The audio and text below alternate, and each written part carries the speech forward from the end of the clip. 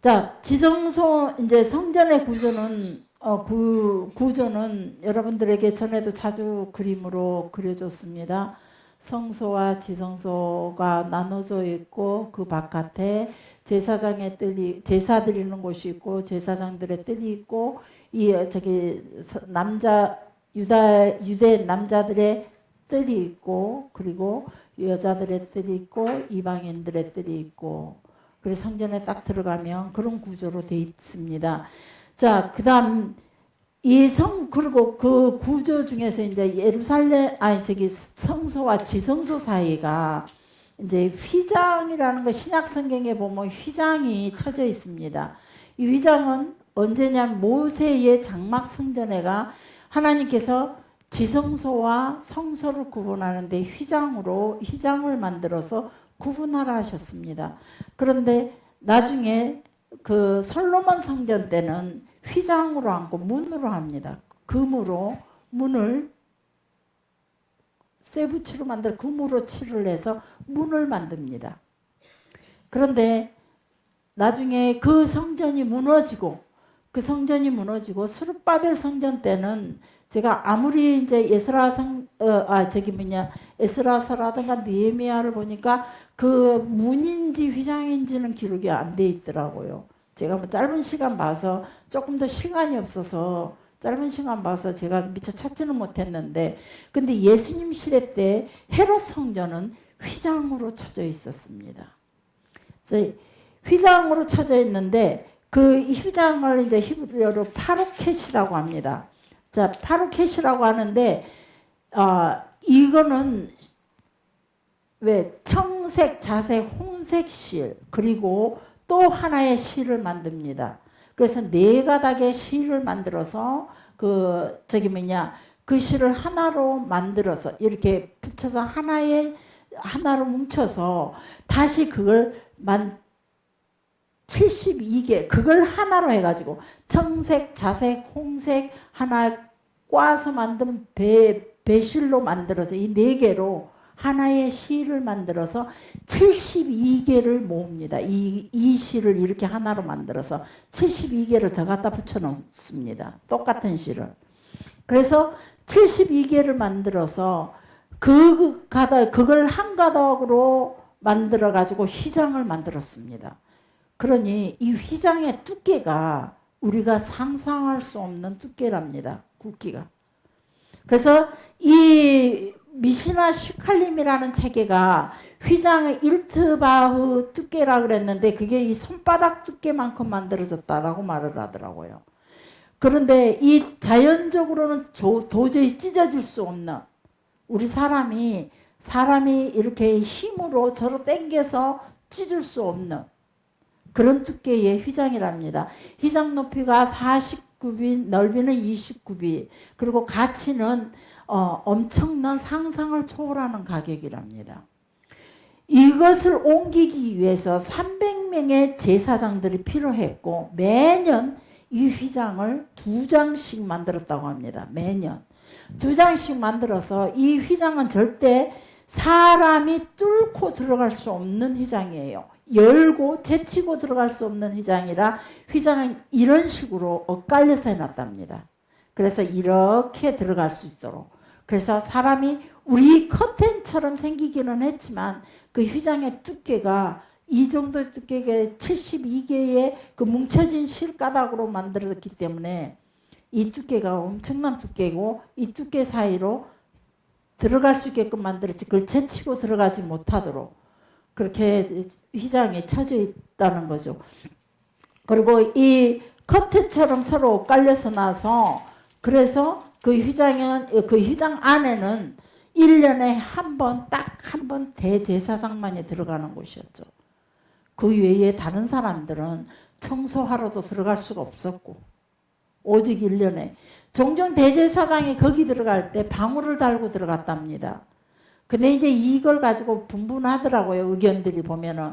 왜 그러냐면 대제사장이 홀로 들어가다가 혹시 하나님께서 원치 않는 죄 있는 모습으로 들어갔을 때 그 대제사장이 법궤가 있는 안에 들어감으로 인해서 하나님이 임재해 계시는 그곳에 들어감으로 인해서 그곳에 죽음을 맞이할 수도 있대요. 그러면은 걸어다니면서 방울소리가 딸랑딸랑딸랑 들리면 대제사장이 살아있구나라고 듣는 것이고, 아무 소리가 없으면 대제사장이 뭔가 하나님 보시기에 죄된 모습이 있어서 죽어있다라고 판단을 했다는 겁니다. 그러나 뭐 이렇게 말씀하시는 분들이 계시기도 하더라고요. 잘 모르겠어요, 어느 것인지는. 그러지만은 자, 그렇게 1년에 한 번 대제사장만 들어갔는데, 그러면 그 성전의 의미가 무엇이냐는 거죠. 성전의 의미는 하나님이 임재해 계시는 장소라는 겁니다. 출애굽기 25장 8절 한번 볼까요? 출애굽기 25장. 성경이 전혀 안 됩니까? 네, 그렇답니다. 출애굽기 25장 8절 먼저 찾으신 분이 봉독하시기 바랍니다. 반드시 성전의 의미는 여러분의 입으로 고백했으면 좋겠습니다. 시작. 아멘. 그들 중에 거할 하나님의 성소라는 겁니다. 우리 가운데 거할, 지금 우리 하나님의 나라, 하나님의 공동체 가운데 거할, 하나님을 믿는 사람들 가운데 거할 좌소, 그것을 위해서 성소를 지으라라고 하나님께서 말씀하십니다. 하나님이 내가 너희들과 함께 있겠다, 그러니 성소를 지어라. 바로 이때 하나님 우리와 함께 하시기 위하여 성소를 지으라라고 말씀하십니다. 열왕기상 9장 3절.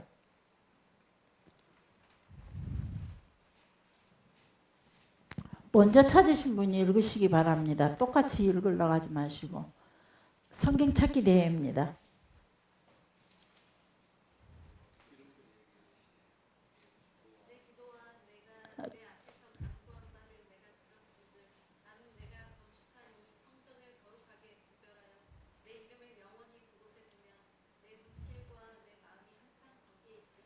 아멘. 자, 이 집사님 먼저 출발을 했죠. 근데 앞에서 따라한다고 이 집사님이 쏙 들어가 버렸어요. 그러지 마세요. 전체가 같이 따라 나오세요. 그래서 여러분의 입술로 고백을 하시기 바랍니다. 다시 읽습니다. 시작.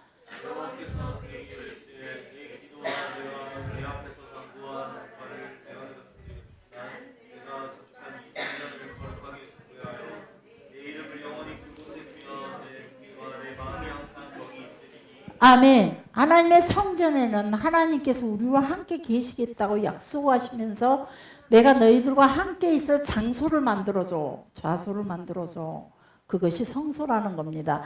그러면서 이 성전을 거룩하게, 하나님이 거하시는 이 좌소를 거룩하게 구별하여서 하나님의 이름이 영원히 이곳에 있도록 하라는 거죠.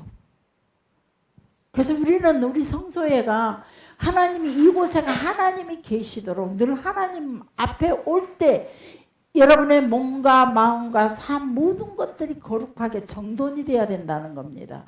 세상에서 때로는 우리가 우리의 감정대로 살고 우리의 모습대로 우리의 욕심대로 우리 세상 일에 찌들어서 산다 할지라도 성전에 나올 때만큼은 하나님, 거룩하신 하나님이 이곳에 계시니 우리도 이 성전을 거룩하게 보존해야 된다는 겁니다.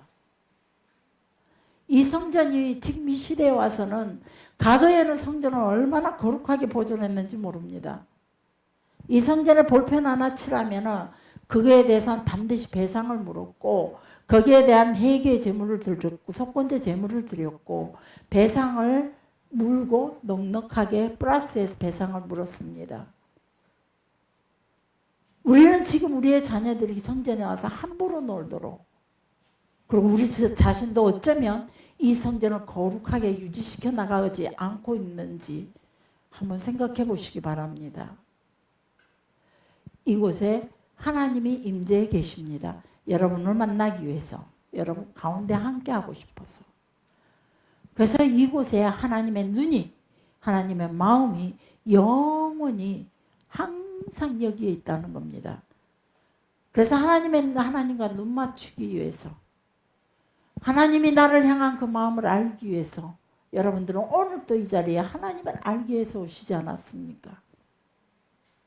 와서 하나님과 눈 맞추고 죽음도 두렵지 않고 나의 죄와 허물이 두렵지 않는 거룩하게 보존된 그런 마음으로 와서 하나님을 정면으로 하나님과 만나 대면하여 하나님과 교제하는 그런 장소가 바로 이곳입니다.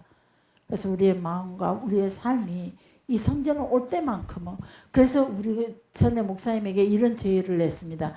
저 입구에다가 반드시 수도꼭지를 교회를 진다며 이 손 씻는 그걸 하나 다 꼭 만들자라고, 들어오면서 다 손 씻고 들어오라고. 이스라엘 유대인들이 그랬던 것처럼 성전에 오면서 여기 정결례를 행하고 들어왔던 것처럼 우리도 이 약식으로라도 손이라도 씻고 정결례를 행하고 들어왔으며, 우리 형교회는 의식이 너무 사라졌습니다. 예배의 의식조차도 우리는 너무, 천주교가 항상 저는 부러운 게 뭐가 부럽냐면 그들의 의식입니다. 거룩하게 그 시간만큼은 너무나 고요하고 평온하게 주님을 바라보는 그들의 모습이, 그들의 신앙이 잘못되고 잘되고 이런 게 문제가 되지 않습니다. 그거는 반드시 우리가 배격해야 할 문제지만 그들의 의식, 하나님께 드리는 이 의식 자체만큼은 그렇게 거룩하게 드려줬으면 좋겠습니다. 이단들 무섭게 드립니다. 열정적으로 드립니다. 오직 한 곳만 바라보고, 우리도 이 성전에 왔을 때는 오직 하나님만 바라봐야 됩니다. 사람과 사람 봐서는 안 됩니다. 내 원수도 보지 마십시오. 나를 상처 줬던 사람 보지 마십시오. 오직 이곳에 계신 하나님만 보시기 바랍니다. 나를 힘들게 했던 사람 보지 말고 그냥 하나님만 보시기 바랍니다. 어떻게 그럴 수 있어요? 그랬습니다. 이스라엘 사람들은 그랬습니다. 이단들 그렇습니다. 근데 기독교인만 어떻게 그래요? 기독교인만 신기하죠. 이거 기적 아닙니까? 기적이에요. 이방 종교들은 다 하는데, 이방 사람들은 그 짓을 다 하는데 우리는 못해요. 어떻게 내가 상처를 받았는데 그럴 수 있어요? 하고 있단 말이에요. 우리의 자세가 좀 그냥 집에서 그냥 치고받고 부부가 싸우치더라도, 전에 종종 그런 얘기했죠. 그 부흥 강사가 그 장로님, 전에는, 지금은 이제 숙소를 아예 바깥에다가 많이 장만을 해주지만 옛날에는 교인들 가정 아니면 사택에서 부흥 강사들이 지냈거든요. 근데 이제 사택이 없으니까, 옛날 사택은 좁았으니까, 그래서 사택에 안 계시고 장로님 집에서, 장로님 집이 좀 크니까 빈방이 있고, 그래서 장로님 집에서 부흥 강사님을 모셨어요. 근데 하루 저녁에 자는데 가만히 보니까 장로님하고 권사님하고 대다 싸우더랍니다. 가고 이 부흥 강사님이 그냥 잠자는데 마음이 몸매 불편하더래요. 해필이면 이 부흥회 주간에 저러고 싸운고, 내가 여기 있는 걸 알면서도 어째 저렇게 싸워서 앉는고, 그리고 내일 새벽에 이 사람들 교회 안 나오겠구나. 둘 중에 한 사람은 그래도 안 나오겠구나. 그래서 내일 아침에 새벽에 나가서 딱 보니까 두 분이 나라에 있어서, 목사님 안녕히 주무셨습니까? 인사하더래요. 그래서 이제 어젯밤 싸웠던 소리도 들었거든. 아니 어쩌니 이게 싸우고 그러더니, 뭐 오늘 이렇게 둘이 같이 교회는 가시오. 그러니까 아이, 신랑하고 싸운 거는 신랑하고 싸웠지 하나님하고 싸웠답니까? 관계가 없다고. 하나님 앞에 가는 거지 내가 신랑하고 싸워 신랑한테 관계가 없다 그러더랍니다. 참 나는 그분들을 존경합니다. 네, 저도 그거는 해요. 신랑하고 싸워도 하나님 만나러 오거든요. 우리 목사님하고 싸워도 하나님 만나러 오니까, 우리 좀 그런 부분에서 좀 하나님 앞에 나오는데 이 걸음만큼은 철저하게 우리 세상의 모습이 어땠든지 간에 성전에 들어오는 것만큼은 하나님을 만나는 철저한 그 자세로 가지고 나왔으면 합니다. 성전은 이제 당시 스룹바벨 성전과 헤롯 성전은 신앙 공동체의 중심이 되었고, 그때 당시 희망의 상징과 같았습니다. 스룹바벨 성전은 이미 그들이 하나님 앞에 범죄하고 그들이 하나님의 땅에서 쫓겨나서 이방인 땅으로 끌려갔습니다. 그리고 그곳에서 생활을 하다가 겨우 돌아왔습니다. 이스라엘 백성들은 이사를 가면은 이스라엘 나라는 성전 옆이 가장 집값이 비싸답니다. 그리고 성전에서 멀어질수록 집값이 더 싸지는 거죠. 우리나라는 교회 옆이 가장 집값이 쌉니다. 그리고 전부 다 그리고 이스라엘 사람들은 어떻게든 성전 가까이 이사 가려고 애를 쓴답니다. 우리나라는 성전에서 어떻게든 멀어지려고 합니다. 귀찮은 거 싫으니까. 적당히 해야 되니까. 그래서 우리의 구조와 그들의 구조가 이렇게 다릅니다. 우리의 생각은요, 늘 어떻게 사람이 그럴 수 있어요? 라고 말하는데, 그리고 저는 여러분들한테 자주 얘기해, 십계명 지키기가 아주 쉽습니다. 차라리 구체적으로 조각을 내서 율법이라는 거 모세의 오경을 구체적으로 조각을 내서 사람들 주일 성수를 그러면 어디까지 자 손을 씻는데 정결례를 통해 손을 씻을 건데 이 손목까지 씻을 건가 이 팔꿈치까지 씻을 건가 이런 것들을 그들이 조각내서 지었고 다시 그 규례를 만들었고 거룩하다는 것이 어떤 건지 정결하다는 어떤 것이 그 규례를 만들었으며 주일날 어디까지가 이일이 안식일날 어디까지가 이일이고 어디까지가 이일이 아닌지 이런 것들을 구분시켜서 세세하게 모든 삶의 동작 하나하나 그런 삶의 구조들을 만들어 놨습니다. 그럼에도 불구하고 그들은 철저하게 그런 의식적인 문제를 지키고 나간다는 겁니다. 근데 우리는 의식적인 문제가 사라졌고 오직 믿음으로만 구원 얻는다는 이 아주 가벼운 것 하나 가지고도 우리는 진심으로 하나님 앞에 믿음으로 서지 못하고 있다는 겁니다. 그러면서 십계명이 너무 어렵다라고 말합니다. 십계명 가만히 하나하나 다시 한번 새겨보십시오. 십계명이 최고 쉽습니다. 지키기에 저는 쉬운 거라고 생각합니다. 안 하면 되니까. 그래서 우리가 하나님의 규례의 계명을 지킬 때에 마음에 부담감을 가지고 있고 나와 뜻이 안 맞는 것 때문에 처음에는 무게감이 있을지는 몰라도 실제로 그 말씀을 우리가 그대로 믿고 따르려고 작정하고 엎드린 자에게 사실은 그 계명이 그렇게 부담되지 않는 계명이라는 겁니다. 그래서 이 백성 그때 유대인들은 하나님의 성전이 회복된다는 거 그건 다시 하나님이 우리에게 돌아온다는 거죠.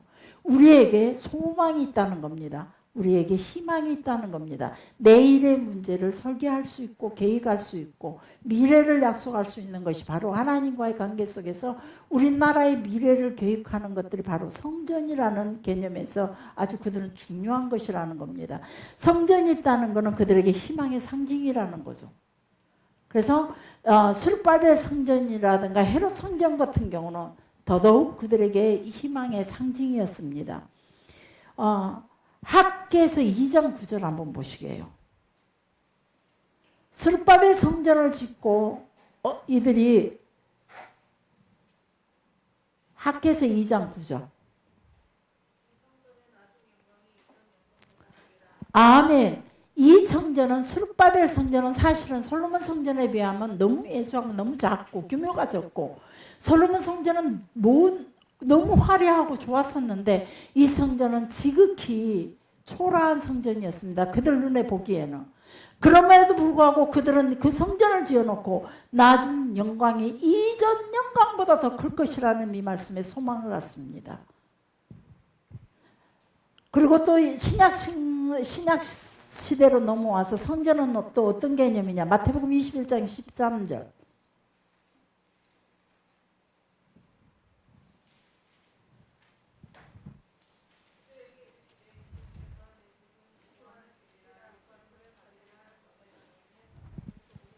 아멘. 예수님께서 청결 사건, 예루살렘 성전의 첫 번째 6월절 때 나타나셔서 이 청결 사건을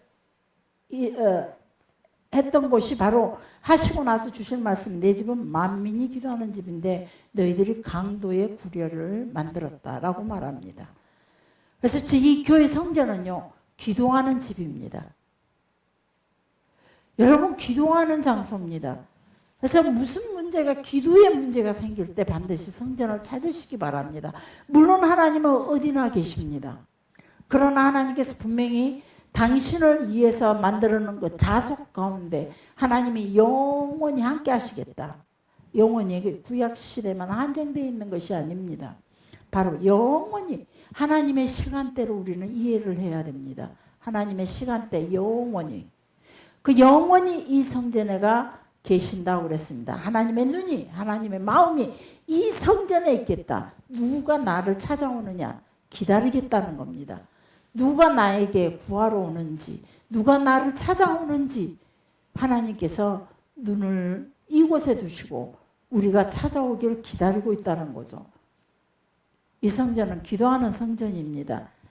그리고 나서 그리고 요한복음 2장 19절부터 21절을 한번 보면은 너무 기니까 46년 동안 이때 당시 지었던 헤롯 성전을 보면서 예수님께서 이런 말씀을 하십니다. 이 성전을 헐라 내가 3일 동안에 일으키겠다라고 말씀하십니다.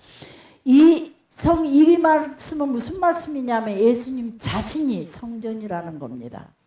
예수님 당신이 성전이라는 겁니다. 예수님께서 이렇게 말씀하신 걸로 유다인들의 분노를 샀죠.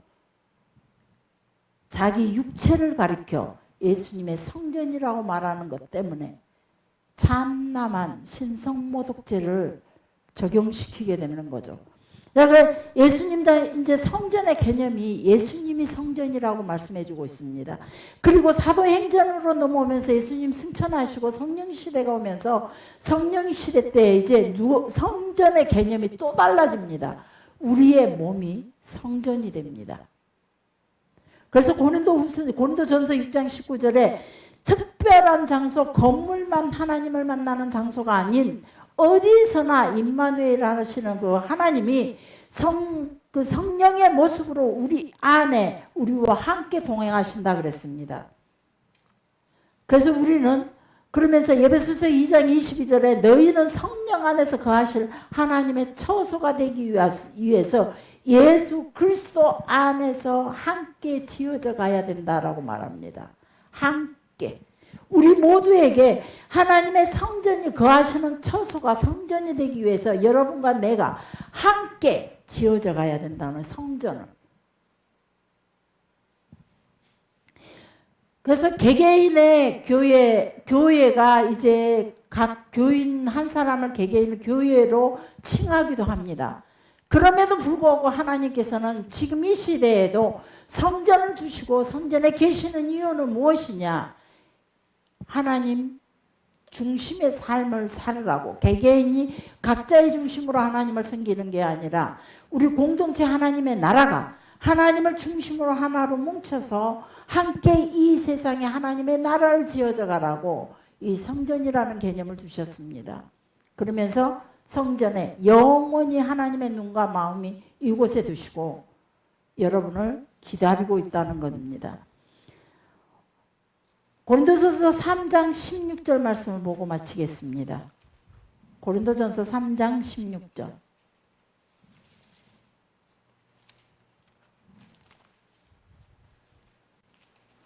자, 다 같이 시작.